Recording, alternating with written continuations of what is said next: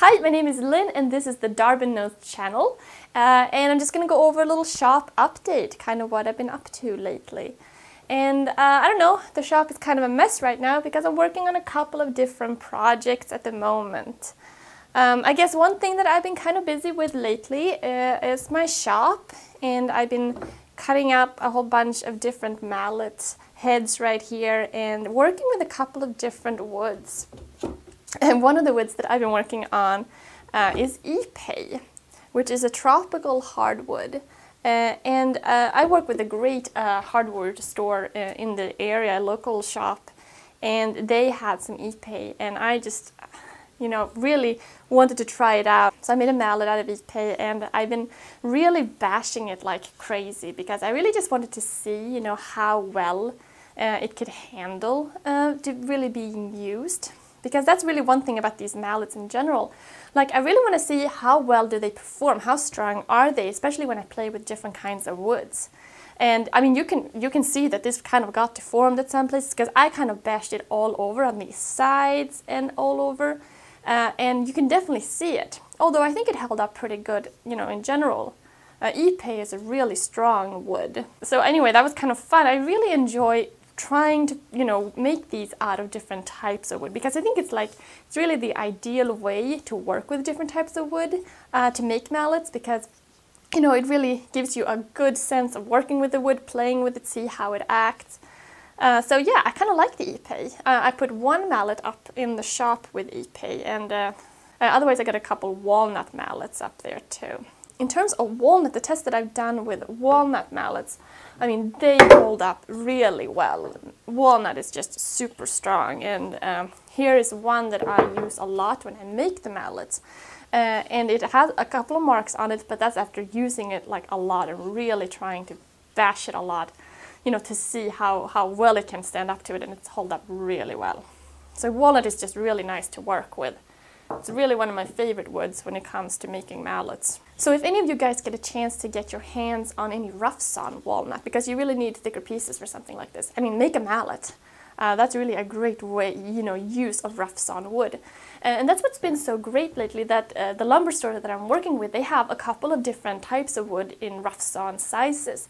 So including the Ipe, it's been in bigger sizes. So it's just been so great to play around with it. I also got some purple heart that I haven't played with yet. Actually, it's over here. Yeah. And I'm kind of looking forward to trying to make mallets out of this as well. And this is just so dense. I mean, it's incredibly heavy. And I've actually, I can't wait to do that. So I want to get to that pretty soon as well. Another thing you might notice around here is that it's a little bit brighter, because I'm doing a couple of experiments right now with lighting, and I'll show you the difference here. I've been thinking lately about how this corner has been so dark. And it just doesn't, it makes everything feel smaller when, a corner is dark. So I've been thinking about ways to make it brighter. So now, right now, I'm in experimentation mode with these lights, and I'm probably going to make a video out of it.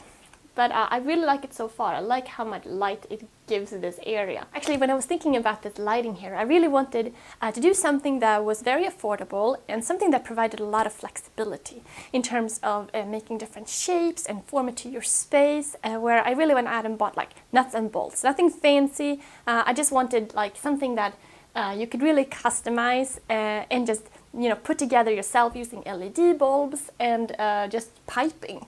And stuff that you could get at a regular, big box, a hardware store that is just very easily available. So, yeah, I think that might be this Friday's upcoming video. I'm still not done with it. I'm still playing with it. But I love that it's really a simple project and that it's really affordable, and that you can kind of use this idea to put lighting in all kinds of different ways and different forms and use it to, really fit your space. So that's the whole idea behind that.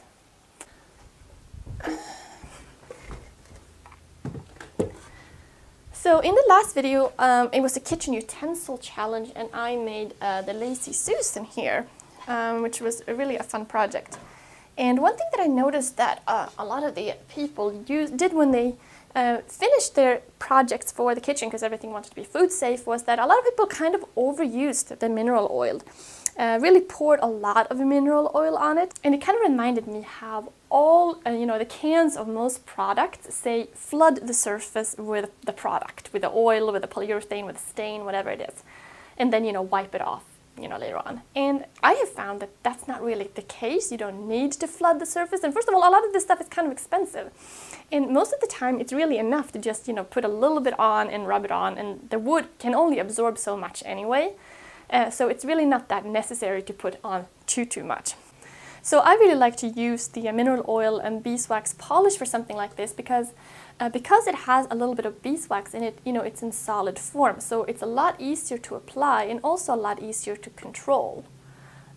So that way you can't just pour the bottle of oil on top of it and just pour it off, because I can only apply so much of the wax polish, and then it absorbs into the wood. So I just think that works out really well. Yeah, oh, and talking about the wax polish too, it was really cool to see that Steve Ramsey used the wax polish on his latest project, where he made a nightstand, and he put it underneath on the drawer sliders to make the drawers slide easily. And that's what I did on my nightstand as well, that I did a video a couple of weeks ago now. And it's really just a great way to make the slide, drawers slide easier. So that was really cool to see him use it in his video. So thanks so much, Steve. I'll put a link in the description. If anybody missed that video, go check that out. He built a really nice nightstand. So if you saw my last shop update, you saw that I made a prototype first of the toolbox, and that I was going to paint it red. So I did, and I used the oil-based paint, and it really made me think about how underutilized oil-based paint really is. This is an enameled oil-based paint, and I love it because it really goes on very easily. So there's a couple of things that I do when I use oil-based paint, which I think just makes everything easier. And the first thing is to, of course, to use a dedicated brush, a natural bristle brush for oil-based paint. And then I like to soak it, or not soak it, but dampen it first before I put it in the paint, and I use mineral spirits for this. And this is not to get it very wet, this is just to make sure that the bristles aren't very dry. That way they won't soak up the paint as much and make it more going to clean later on.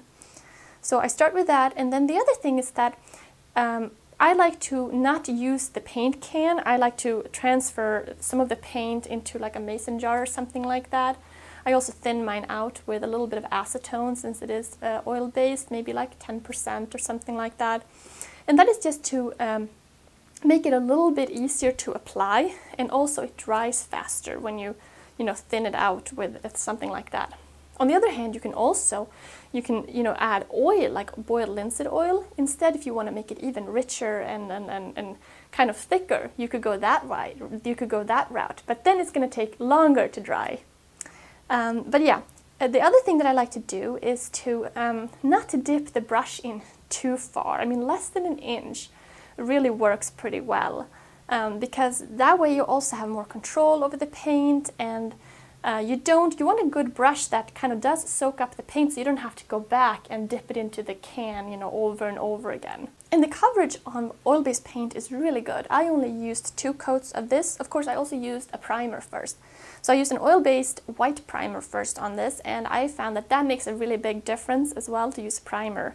And you especially want to do that if you use metal, or if you want to paint metal or something like that, then priming makes a big difference. Then the other thing to think about is cleaning the brush. And again, I have found that you don't need to use a ton of mineral spirits. You can use just a little bit, pour it in a can, and then clean your brush and really get it in there and clean it well, and then pour that out and pour a little bit more in, and repeat that a few times. But you don't need to fill up the can full of mineral spirits and use that up, because you can go through mineral spirits really fast, and you really don't need to. As long as you soaked the brush ahead of time, that's going to make a big difference in cleaning it later on.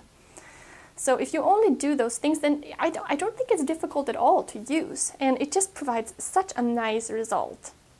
Of course, it does smell a bit as it's drying, so I really prefer to do it outside, and also let it dry outside if possible, if the weather allows that, for as long as possible. But then, you get this kind of nice shiny finish. So I just really like that. I think that's really cool. So let's see.